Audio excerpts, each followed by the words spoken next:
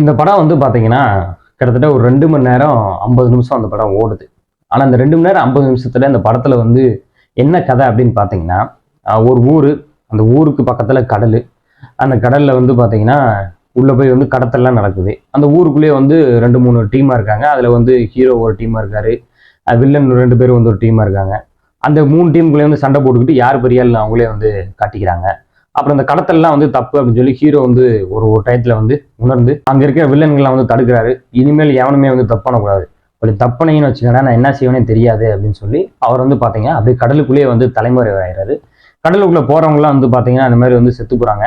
செத்து போனதுக்கு அப்புறம் தெரிஞ்சு போயிருது இந்த மாதிரி வந்து தேவாரா தான் வந்து கொண்டு போறாப்ல, அதனால எவனும் கடல் பக்கம் போவாதுன்னு சொல்லி எவனுமே தப்பே பண்ணாம மீன் பிடிச்சி வந்து பொழப்பு நடத்திக்கிருக்காங்க.